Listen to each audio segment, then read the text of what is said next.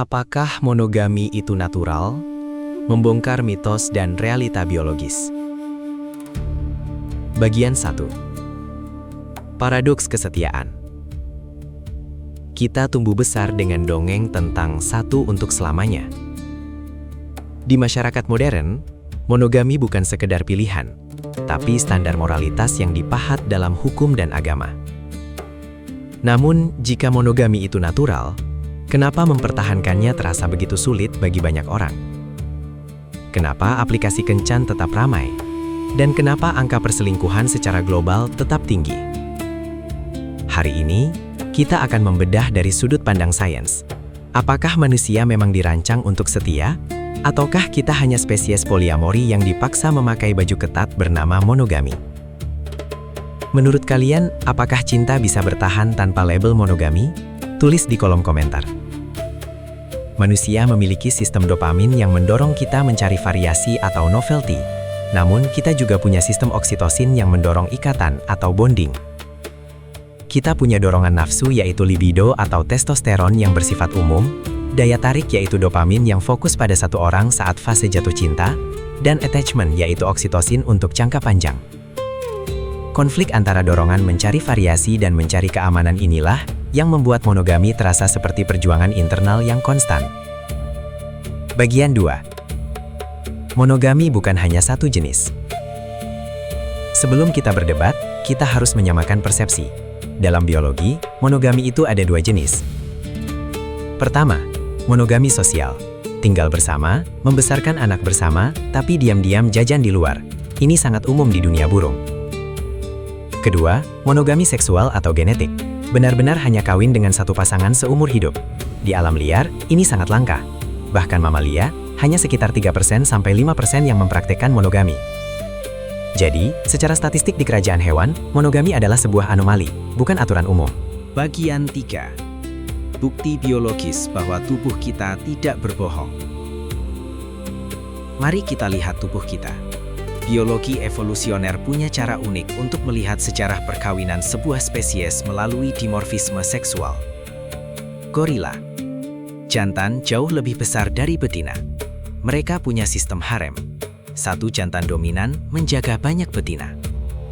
Simpanse dan bonobo. Mereka sangat promiskus atau bebas.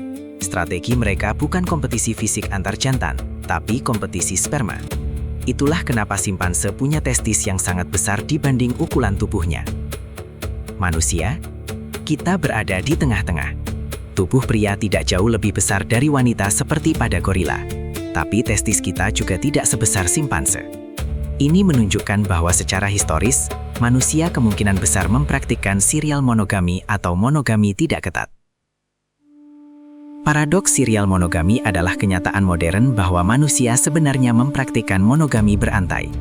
Kita cenderung setia pada satu orang dalam satu waktu, tapi kita melakukan itu dengan beberapa orang berbeda sepanjang hidup.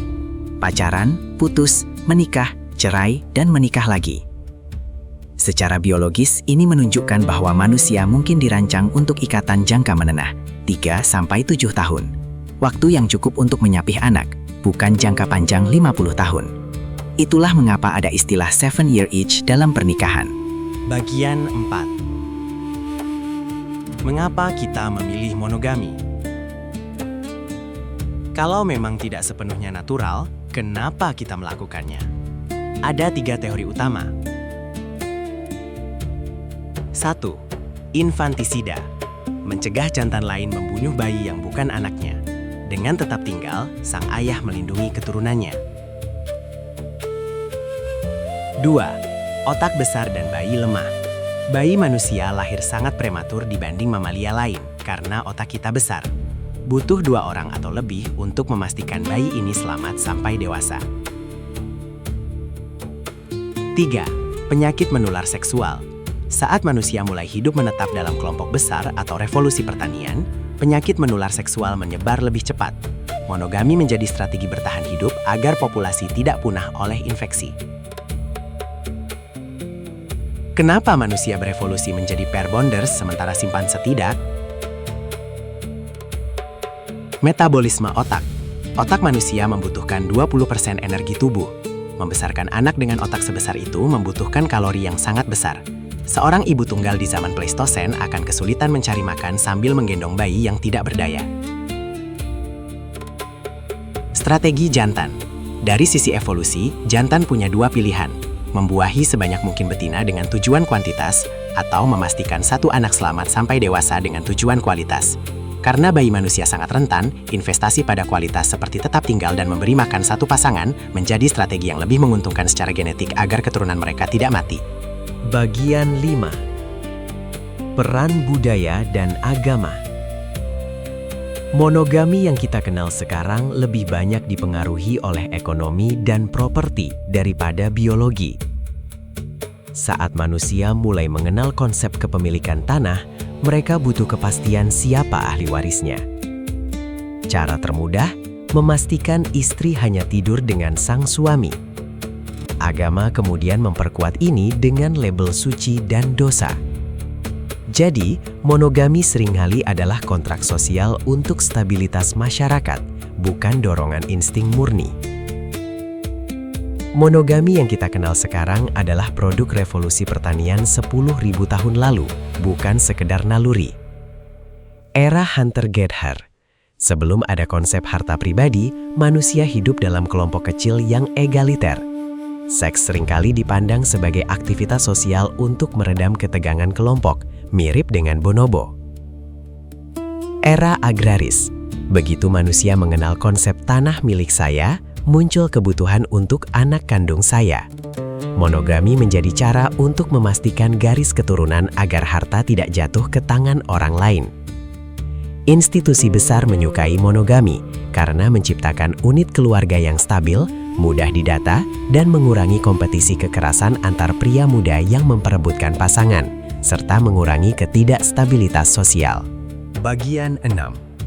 Kesimpulan.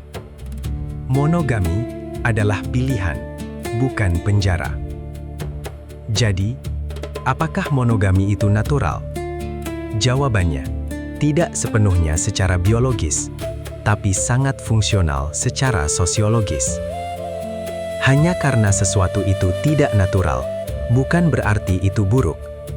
Memakai baju itu tidak natural, membaca buku itu tidak natural, tapi kita melakukannya untuk kemajuan peradaban.